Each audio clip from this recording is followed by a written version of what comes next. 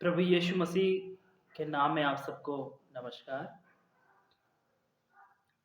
मैं आशा करता हूँ मेरे मसीह भाई बहनों, आप सब प्रभु के वचन और प्रार्थना में, उसके भय में और मसीह भाई बहनों की संगति में बढ़ रहे हैं और उस दिन की और आशा करते हैं कि मसीह आएगा और हमें अपने साथ ले जाएगा। आज मैं आप सबको फिर से प्रभु के वचन से ले जाना चाहता हूं कि हमारा उद्धार के विषय में मैं आज बात करना चाहता हूं। एक उद्धार पाया हुआ व्यक्ति और एक जो उद्धार नहीं पाया, उन दोनों के बारे में हम देखेंगे। इस अध्ययन के द्वारा शायद आपको प्रभु बात करे, प्रभु आपसे बात करे कि आपने उद्धार पाया है तो आपने किस तरह से पाया है। मैं उद्धार पाने से पहले कैसे था, उद्धार पाने के बाद मेरा चाल चलन, मेरा जीवन प्रभु में कैसा है। उद्धार पाना के बारे में बाद में करेंगे, लेकिन उद्धार पाने से पहले व्हाट आई वाज, मैं क्या था, उद्धार मेरे लिए क्या मतलब रखता है, एक ये मेन ऊपर टॉपिक है। What does salvation mean for me, what does salvation mean for me, उद्धार मेरे लिए क्या मतलब रखता है। तो हम देखेंगे उससे पहले व्हाट आई वाज, मैं उद्धार पाने से पहले क्या था। मेरे साथ निकाले इफिशियंस चैप्टर 2 वर्स 1। मैंने भी नहीं निकाला, लेकिन मैं भी चाहता हूं कि आपके साथ निकालो। मेरे साथ निकालें efficiency chapter 2 verse 1।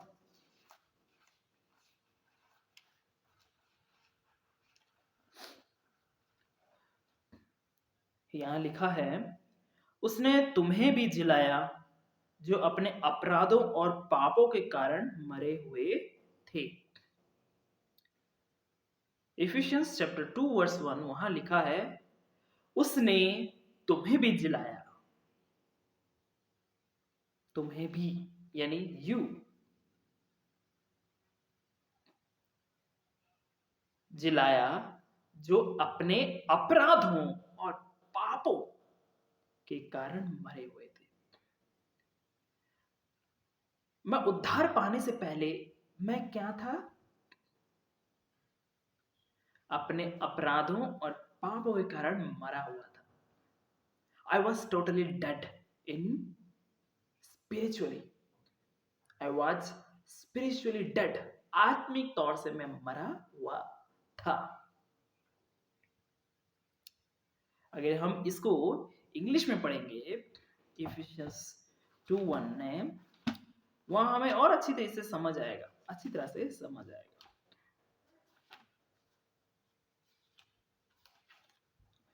And you hath he quickened who were dead in trespasses and sin, जो अपने अपराधों और पापों में मर गए थे। मेरे भाइयों,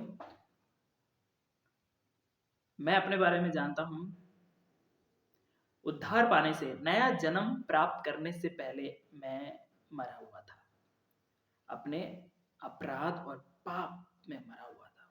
आई वॉज आत्मिक तौर, I was spiritually dead in trespasses and sin, मैं आत्मिक तौर से अपराध और पाप में मरा हुआ था। एक और बार मैं ये आपके लिए पढ़ना चाहता हूं, इफिशियंस चैप्टर 2 वर्स 1।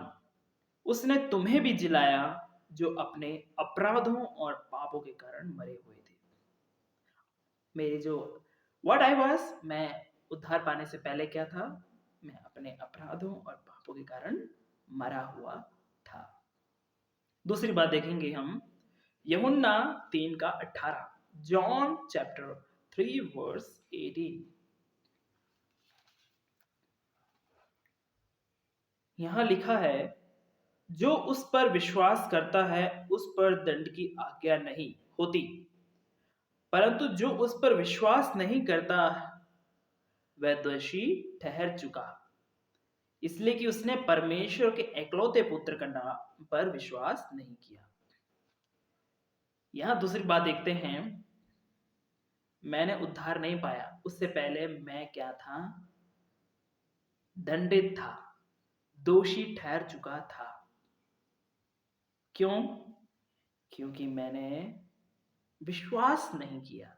किस पर? एकलौते पुत्र यीशु मसीह पर विश्वास नहीं किया था। नया जन्म प्राप्त करने से पहले, उद्धार में आने से पहले मैं दंडित था, इसलिए क्योंकि मैंने विश्वास नहीं किया। विश्वास नहीं करने का कारण मैं ऑलरेडी दंड के भागीदार हो चुका था। I was कंडम्ड already. जिन्होंने विश्वास नहीं किया वो सोच रहे हैं कि हम बच गए प्रभु यीशु मसीह को नहीं विश्वास करके, हम अपनी जिंदगी जी रहे हैं, लेकिन वचन कहती है कि वो ऑलरेडी कंडम्ड है, वो दोषी है। दोषी है इसलिए क्योंकि उसने यीशु मसीह पर विश्वास नहीं किया। विश्वास नहीं करने वाले दंड के भागीदार हैं। तो मैं उद्धार में आने से पहले, नया जन्म प्राप्त करने से पहले मैं एक दंड के भागीदार था। एक और बात को हम देखेंगे, यूहन्ना 3 का 36, जॉन चैप्टर 3 वर्स 36, यही है, आगे हम देखेंगे। जो पुत्र पर विश्वास करता है अनंत जीवन उसका है, परंतु जो पुत्र की नहीं मानता वह जीवन को नहीं देखेगा, परंतु परमेश्वर का क्रोध उस पर रहता है। हम यहां तीसरी बात देखते हैं, आई had the wrath of God abiding on me. परमेश्वर का क्रोध अपने ऊपर बनाए रखा था। क्यों? क्योंकि मैंने यीशु मसीह पर विश्वास नहीं किया। मैंने नहीं बोला, बाइबल बताती है, जो पुत्र पर विश्वास करता है अनंत जीवन उसका है, परंतु जो पुत्र की नहीं मानता वह जीवन को नहीं देखेगा। जीवन, ये वो जीवन है जो ऊपर हम देखा, अनंत जीवन, अनंत जीवन। परंतु परमेश्वर का क्रोध उस पर रहता है। हम अभी, ये जो मैं शरीर में हूं, ये धरती पे है, ये मेरा एक जीवन है, ये नाश हो जाएगा, लेकिन एक और जीवन है जो अनंत काल का है, जो हमेशा हमेशा के लिए है, जिसके लिए प्रभु ने बचाने के लिए, परमेश्वर ने हमें बचाने के लिए, उस अंधकार से, उस शैतान के जाल से बचाने के लिए, अनंत काल की जो नरक की मृत्यु से बचाने के लिए यीशु मसीह को भेजा, कि हम यीशु मसीह के माध्यम से परमेश्वर के पास में आ सकें। और इस बात को हम जानकर विश्वास नहीं करते तो जीवन को हम नहीं देख पाएंगे। परमेश्वर का क्रोध हम पर रहेगा। परमेश्वर का क्रोध का रहने का कारण बस एक यही रहेगा कि इसने मेरे बेटे को, यानी मेरे पुत्र को पर विश्वास नहीं किया। सिर्फ इतना ही है और कुछ नहीं। आप चाहे कितना भी अच्छा काम करो, यदि उस काम में यीशु मसीह पर विश्वास का एक आधार नहीं है, यीशु मसीह का शैली जीवन, उसका वचन अपने जीवन में नहीं है, तो आपके ऊपर परमेश्वर का क्रोध है, आप आशीषित नहीं है। तो मेरी तीसरी बात ही, I had the wrath of God abiding on me. परमेश्वर का क्रोध मुझ पर बना हुआ था। और हम चौथी बात देखेंगे, मेरे साथ निकाले हैं, रोमन्स चैप्टर 6 वर्स 7, रोमियो 6 का 17। परंतु परमेश्वर का धन्यवाद हो कि तुम जो पाप के दास थे अब मन से उस उपदेश के मानने वाले हो गए जिसके सांचे में ढाले गए थे। चौथी बात, I was the servant of sin, मैं पाप का गुलाम था। गुलाम शब्द आप सब अच्छी तरह से जानते हैं। मैं यीशु मसीह को जानने से पहले, यीशु मसीह पर विश्वास करने से पहले, नया जन्म प्राप्त करने से पहले, उद्धार में आने से पहले मैं क्या था? पाप का गुलाम था।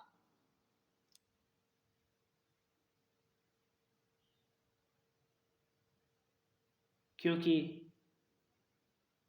मैं मन से परमेश्वर की जो उपदेश है उसको नहीं मानता था, पालन नहीं करता था।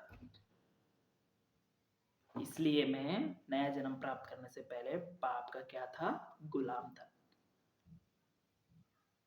I was servant of sin, मैं पाप का गुलाम था।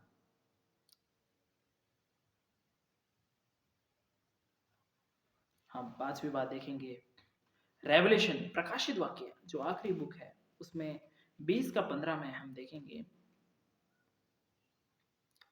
और जिस किसी का नाम जीवन की पुस्तक में लिखा हुआ ना मिला वह आग की झील में डाला गया। हम यहां देखते हैं कि जिस किसी का नाम जीवन की पुस्तक में लिखा हुआ ना मिला वह आग की झील में डाला गया। यहां पर हम देखते हैं परमेश्वर ने अपने पुत्र, इकलौते पुत्र को इस पृथ्वी पर भेजा। जिसने विश्वास किया जीवन पाया, उसका नाम जीवन की पुस्तक में लिखा गया। जिसने विश्वास नहीं किया वो पहले से ही दोषी ठहरा चुका है, वो पाप का दास बन चुका है और अनंत काल की मृत्यु उसके लिए सामने परमेश्वर ने रख दिया है और वो आग की झील में डाला जाएगा। तो मैं उद्धार पाने से पहले, प्रभु यीशु मसीह पर विश्वास करने से पहले, नया जन्म प्राप्त करने से पहले मैं किस योग्य था? आग की झील में डालने जाने के योग्य था, जो कि मेरा अंतिम मृत्यु है, आत्मिक मृत्यु है,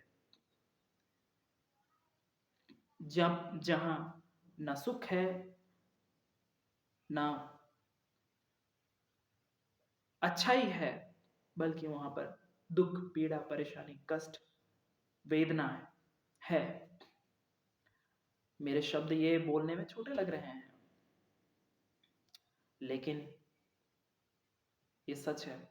हमारा जीवन 70 साल तक है, उससे आगे हम जी नहीं सकते। ज्यादा से ज्यादा बल के कारण 80 भी जी सकते हैं, 100, 120 तक जी सकते हैं, यहीं तक है। लेकिन परमेश्वर के यहाँ हजारों साल हमें रहना है और वहां रहने के लिए हमें क्वालिफिकेशन तो होना चाहिए कि परमेश्वर के पास हम जाए, कैसे रहें। वो योग्यता तो रखना है, और वो योग्यता पाने के लिए इस धरती पर हमें एक बात पर विश्वास करना है, यीशु मसीह पर। नहीं तो हम अनंत काल की मृत्यु पर भागीदार होंगे। 60 साल, 50 साल, 100 साल हम यहाँ रह पाएंगे, लेकिन यदि हमने यीशु मसीह को नहीं जाना तो हमारा अनंत, उसके बाद वो हमेशा की जो जिंदगी होगी, वो आत्मिक मृत्यु जिसको बोलते हैं, वो रहेगा आग की झील, तड़पते रहेंगे।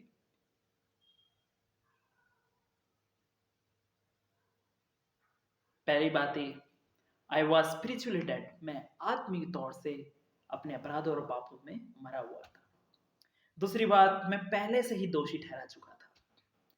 तीसरी बात, परमेश्वर का क्रोध मुझ पर बना हुआ था। और चौथी बात, मैं पाप का गुलाम था। और पांचवी बात, आग की झील में डालने के लायक था। और छठी बात मेरे साथ निकाले लूका रचित सुसमाचार 19 का 10। Luke chapter 19 verse 10।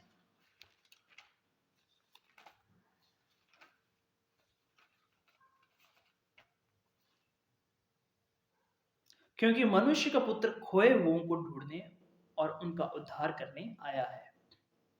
क्योंकि मनुष्य का पुत्र खोए हुए को ढूंढने और उनका उद्धार करने आया है।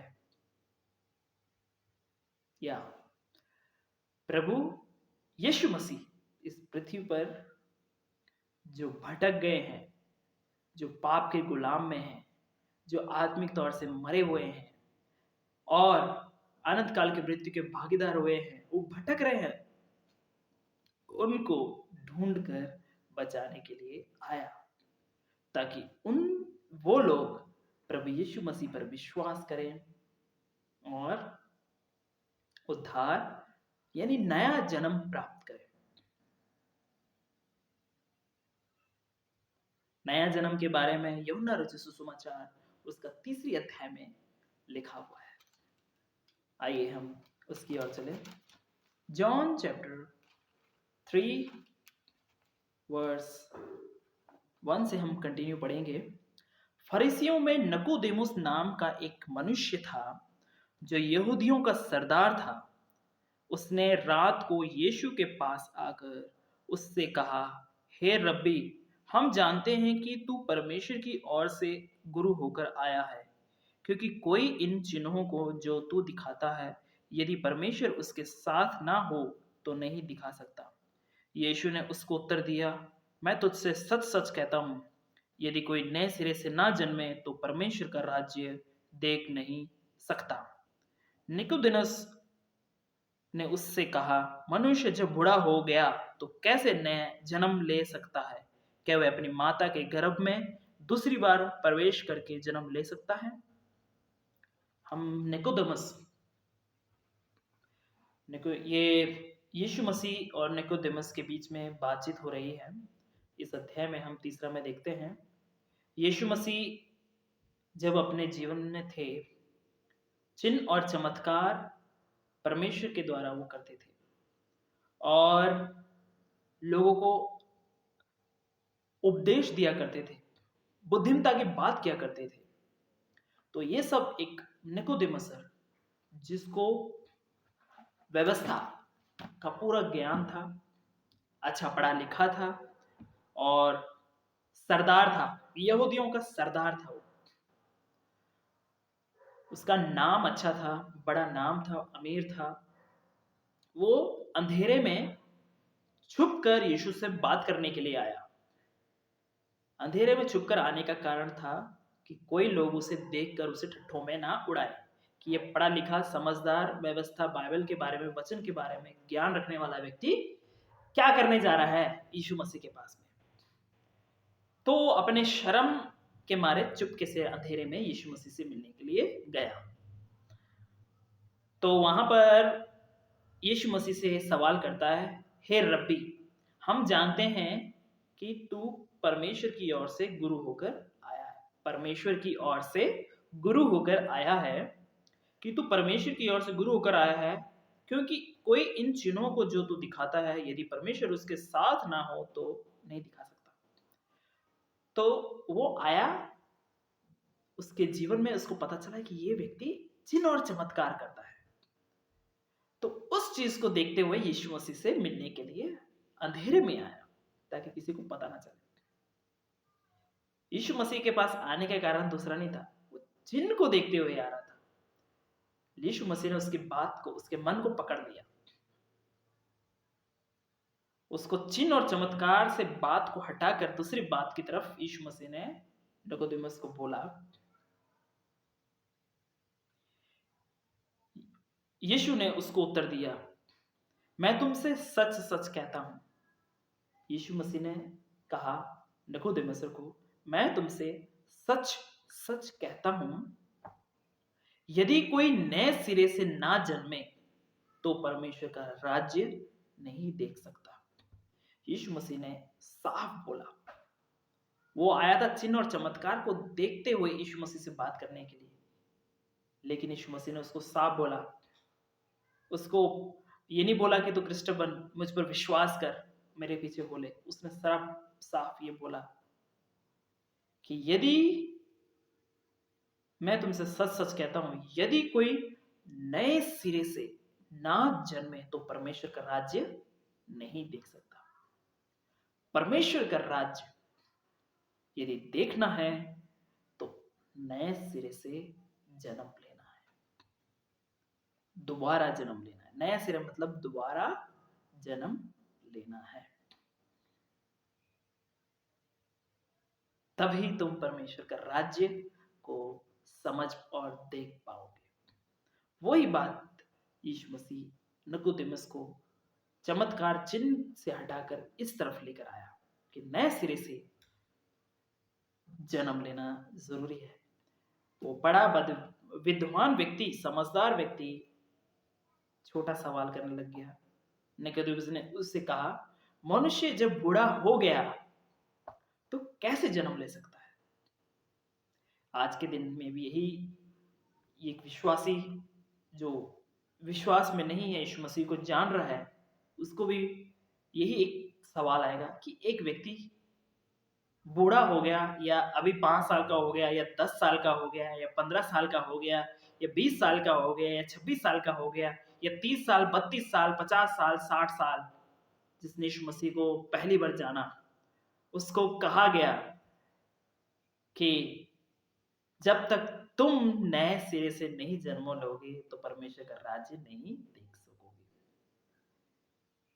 अभी इतने साल उम्र, अगर व्यक्ति 5 साल से भी अगर 50-80 साल तक का व्यक्ति, यानी 1 महीने का भी व्यक्ति जो बाहर है, फिर दोबारा माँ के पेट में कैसे जा सकता है? दोबारा जन्म ले सकता है? बूढ़ा होने वाला व्यक्ति दोबारा जन्म ले सकता है माँ के पेट में घुसकर? ये कतई यानी मुश्किल है, नहीं हो सकता। उसके दिमाग में ये बात समझ नहीं है। उसने क्या बोला? क्या वह अपनी माता के गर्भ में दूसरी बार प्रवेश करके जन्म ले सकता है? फिर यीशु मसीह ने फिर दोबारा वर्स 5 में क्या बोलता है? मैं तुमसे सच सच कहता हूं, जब तक कोई मनुष्य कोई भी हो, चाहे वो किसी भी जाति का हो, चाहे वो किसी भी धर्म का हो, चाहे वो छोटा हो या बड़ा हो, कोई भी हो, ये जब तक कोई मनुष्य जल और आत्मा से ना जन्मे तो वह परमेश्वर के राज्य में प्रवेश नहीं कर सकता। जल और आत्मा, परमेश्वर का वचन एक जल के समान है। परमेश्वर का वचन एक जल के समान है। जब तक हम इस वचन को नहीं पढ़ेंगे, जब तक इस वचन को नहीं समझ पाएंगे, जब तक इस वचन के बारे में नहीं अपने आप को इंटरेस्ट पैदा करेंगे, तब तक ये जल, वचन रूपी जल हमें साफ नहीं कर सकता। जल का काम होता है साफ करना, गंदगी को साफ करना। यदि थोड़ा सा आसपास में गंदगी लग रही है, या कार में भी धूल मिट्टी लगी है, तो क्या करते हैं? पानी डाल के उसको साफ करते हैं। जहां घर में भी झाड़ू लगाने के बाद पोछा करते हैं, तो पानी लगाकर पोछा करते हैं ताकि वो साफ दिखे। वैसे ही हमारा जीवन, हमारा व्यक्तिगत जीवन, चाहे हम छोटे बड़े उम्र कितने भी हों, परमेश्वर के वचन की ओर अपने मन को नहीं लगाते, उसके वचन को नहीं सुनते, उसके वचन को नहीं पढ़कर अपने जीवन में व्यक्तिगत तौर से लागू नहीं करते, तब तक क्या है? हम परमेश्वर के राज्य में प्रवेश नहीं कर सकते। जब हम वचन की गहराई में जाएंगे, पढ़ेंगे, सुनेंगे और समझेंगे, परमेश्वर का जो आत्मा है हमारे जीवन में काम करेगा। क्योंकि जब हम वचन को पढ़ते हैं, परमेश्वर हमारे अंदर हृदय में काम करता है। वचन में लिखा है, परमेश्वर का वचन 2 धारी तलवार के समान है। वो गांठ गूंदा हर चीज जो है सबको काटता है। यानी हमारे विचार, हमारा दिल, हमारा सोच, सब चीज को वो क्या करता है, निचोड़ता है, हमें सही बताता है। तब क्या है, हम आत्मिकता में बढ़ने लगते हैं। यही लिखा है, मैं तुमसे सच सच कहता हूं, जब तक कोई मनुष्य जल और आत्मा से ना जन्मे तो परमेश्वर के राज्य में प्रवेश नहीं कर सकता। यदि आपको जल और आत्मा, जल मतलब परमेश्वर का वचन रूपी जल में आप अगर नहीं ध्यान देते हैं, वचन में नहीं गहराई में जाते हैं, तो परमेश्वर के राज्य में आप नहीं जा पाएंगे, समझ नहीं पाएंगे। लेकिन नकुदोमेसर चिन्ह और चमत्कार को देखते हुए अंधेरे में आया, लेकिन यीशु मसीह किधर ले गया उनको, नए सिरे से जन्म लेने के बारे में किया। मेरे प्रिय भाइयों, क्या आप नए सिरे से जन्म लेना चाहते हैं? तो यीशु मसीह पर विश्वास करना है। आप विश्वास मेरे बोलने से नहीं होगा। प्रभु के वचन को जाने, पढ़ें और समझें, गहराई में जाएं। कोशिश करें अपने जीवन के 24 घंटे में से 3 घंटे प्रभु के वचन में दें। सब कुछ छोड़ छाड़ के केवल प्रभु के वचन में दें। यदि आपके पास बाइबल नहीं है तो बाइबल खरीदें। यदि आपके पास में कोई साधन नहीं है तो किसी दोस्त से बाइबल मांग लें। लेकिन परमेश्वर के वचन को पढ़ें, तभी आपके अंदर शुद्धिकरण होगा। जल का, प्रभु का वचन जल का काम करेगा, आपको क्लेंस करेगा, साफ करेगा। और जब आप साफ होंगे, परमेश्वर का आत्मा आपको गाइड करेगा, आपके अगुवाई करेगा, और आप परमेश्वर के राज्य को समझ पाएंगे और परमेश्वर में बढ़ पाएंगे। इस वचन के द्वारा प्रभु आप सबको आशीष दे। धन्यवाद।